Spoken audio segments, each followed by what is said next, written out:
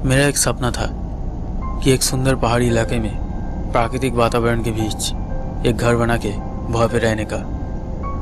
दरअसल मेरा जन्म मुंबई में हुआ था, इसलिए बचपन से ही चारों तरफ बड़ी बड़ी बिल्डिंग्स, गाड़ियों के शोर, लोगों के भीड़, ये सब देखते देखते थक चुका था।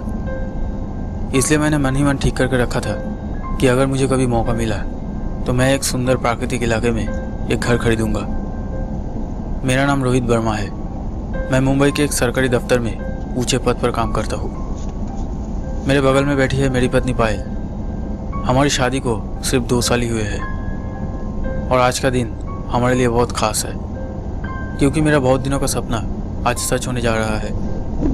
दरअसल कुछ महीने पहले एक ब्रोकर ने आकर मुझे बताया था कि शिमला के एक खूबसूरत पहाड़ी इलाके में एक छोटा सा बंगला है और उस बंगले का मालिक उसे बहुत कम कीमत पर बेचना चाहता है। ये खबर सुनकर मुझसे रहा नहीं गया और मैं शिमला चला आया और वो बंगला वाकई में मुझे बहुत पसंद आया। इसलिए बैंक से एक बड़ा लोन लेकर उस घर को खरीद लिया। सोचा कि रिटायर होने के बाद बाकी की ज़िंदगी इस सुंदर जगह में आकर बिताऊंगा। इसलिए घर खरीदने के बाद ऑफिस से कुछ दिनों की छुट्टी लेकर अपनी पत्नी पायल को लेकर शिमला चला आया उसे घर दिखाने के लिए। और अब हम उसी रास्ते जा रहे हैं। लेकिन आगे जो होने वाला था वो मेरी सोच से भी बाहर था।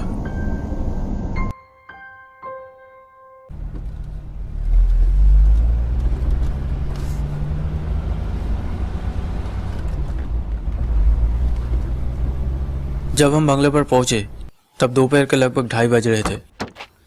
इतनी दूर आने के बाद मैं बहुत थक गया था।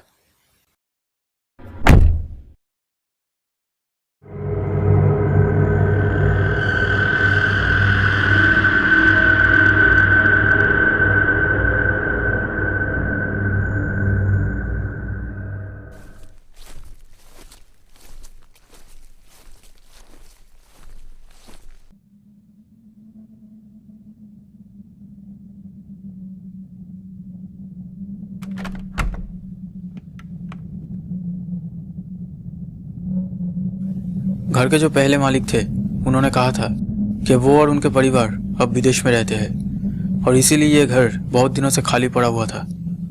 घर के अंदर कुछ पुराने फर्नीचर के अलावा और कुछ नहीं था।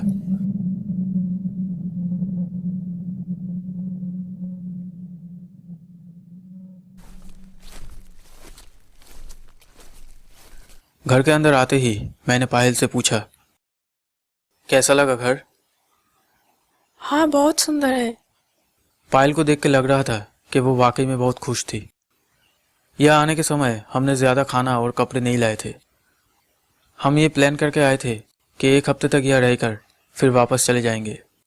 इसलिए मैंने सोचा कि यह रहने के लिए कुछ कपड़े और खाने का इंतज़ाम करना होगा। अच्छा पायल, मैं इस जगह के नज़दीकी किसी मार्केट से हमारे रहने के लिए खाने का सामान और कुछ कपड़े खरीदने जा रहा हूँ। तुम तब तक फ्रेश हो जाओ और घर के चारों तरफ थोड़ा घूम के भी देख सकते हो। मैं जल्दी लौट आऊँगा। ठीक है। फिर मैं गाड़ी लेके निकल पड़ा।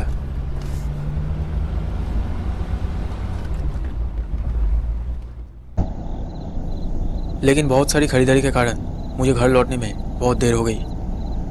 मैं तेज़ी से गाड़ी चलाकर जल्द से जल्द घर पहुंचने की कोशिश कर रहा था। एक तो रात हो गई है, ऊपर से अनजान जगह, और पायल घर पर अकेली है। ये सब कुछ सोचकर मुझे बहुत टेंशन हो रहा था। मैं गाड़ी को ज़्यादा तेज़ चलाने में भी डर रहा था। एक तो पहाड़ी इलाका, ऊपर से चारों ओर घना अंधेरा। अगर कहीं पर रास्ता खराब हुआ तो एक्सीडेंट हो सकता है। इसलिए मैं कार को ध्यान से चला रहा था।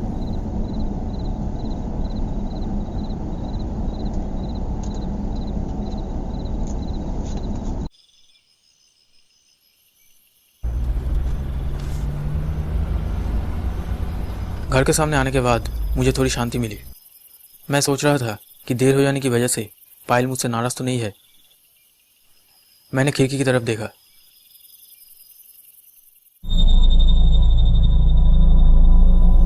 खिड़की की तरफ देखते ही मैंने देखा कि पायल खिड़की के सामने से घर के अंदर की तरफ चली गई। मुझे लगा कि शायद मुझे देख के गेट खोलने के लिए आ रही है, लेकिन कहाँ है पायल? बहुत देर तक बेल बजाने के बाद भी पायल नहीं आई। अचानक ऐसा लगा कि जैसे गेट खुला ही है दरवाजे को थोड़ा सा धक्का देते ही दरवाज़ा खुल गया। ये देख के मुझे बहुत ही हैरानी हुआ और पायल की इस बेवकूफ़ी को देखकर मुझे बहुत गुस्सा भी आया। इस तरह का एक सुनसान जगह में घर के मेन गेट को खुला छोड़कर वो क्या कर रही थी? कमरे के अंदर आते ही मैं और भी हैरान रह गया। मैंने देखा कि पायल बिस्तर में सोई हुई थी, लेकिन थोड़ी देर पहले ही तो खिड़की से देखा कि पायल घर के अंदर चल रही थी। तो क्या पायल की तबीयत खराब लगने की वजह से वो सो गई? हो सकता है।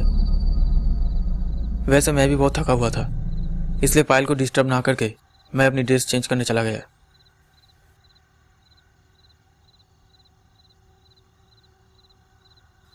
फ्रेश होने के बाद मैंने सोचा कि जब पायल सो रही है तो मैं भी थोड़ा आराम कर लेता हूँ। उसके बाद पायल को खाने के लिए बुलाऊंगा। ये सोचकर मैं सो गया। मैं इतना टायर्ड था कि सोने के कुछ ही देर बाद मुझे नींद आ गई।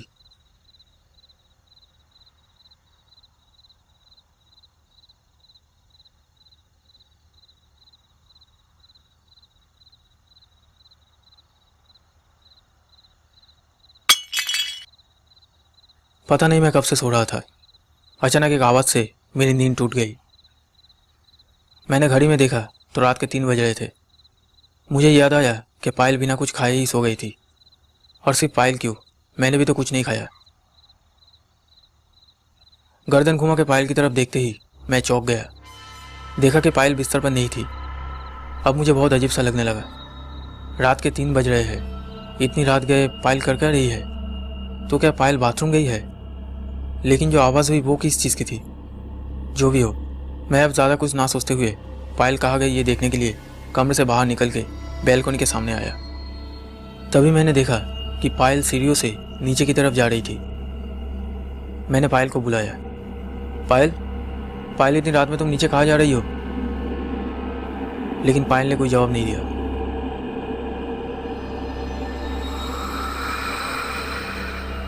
मैं भी जल्दी से नीचे आ गया।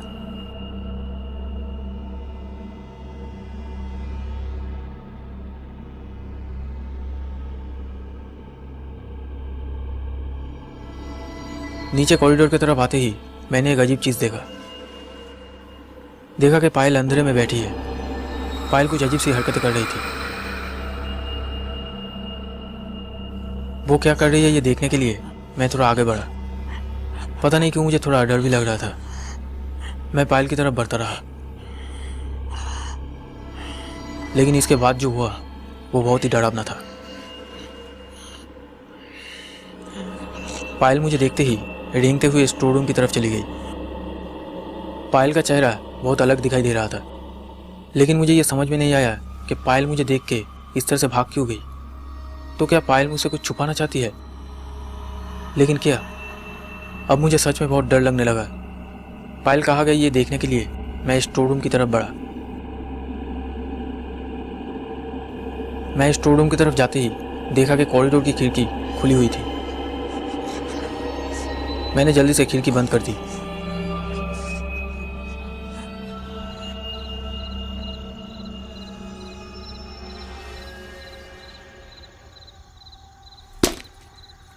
तभी मुझे स्टोर रूम के अंदर से एक आवाज़ सुनाई दी।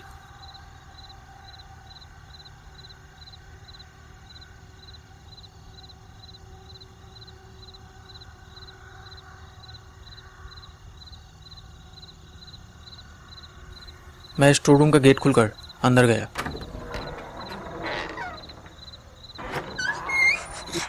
स्टोर रूम के अंदर आते ही मैंने देखा कि पायल अंधेरे में खड़ी थी।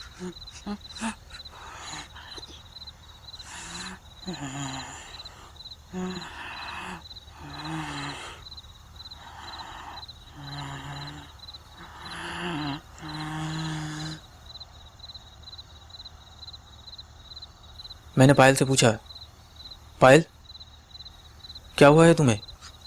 तुम्हारी तबीयत ठीक है तो?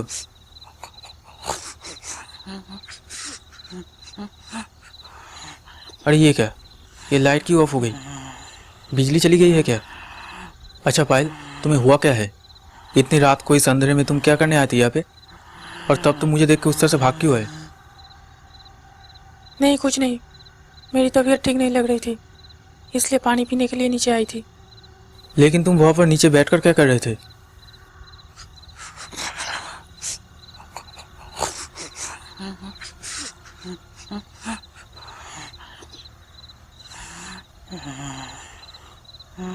अच्छा अच्छा ठीक है, तुम पहले ऊपर चलो, फिर सब सुनूंगा।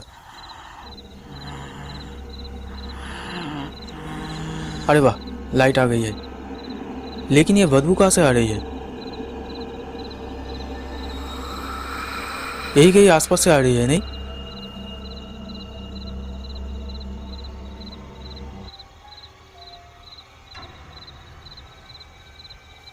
तुम्हारे पीछे से तो नहीं आ रही है। पीछे घूमते ही मेरा सारा शरीर सुन्न हो गया। मैं डर के मारे जमीन में गिर गया। पायल, पायल तुम्हें क्या हुआ है? कौन पायल? यह कोई पायल नहीं है।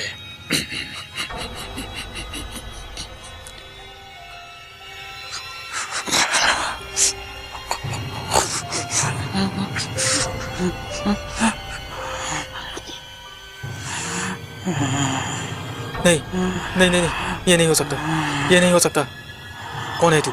कौन है तू? मेरी पायल कहाँ है? पायल कहाँ है? हाँ हाँ, मैं तुझे पायल के पास ले चलता हूँ। नहीं नहीं नहीं नहीं।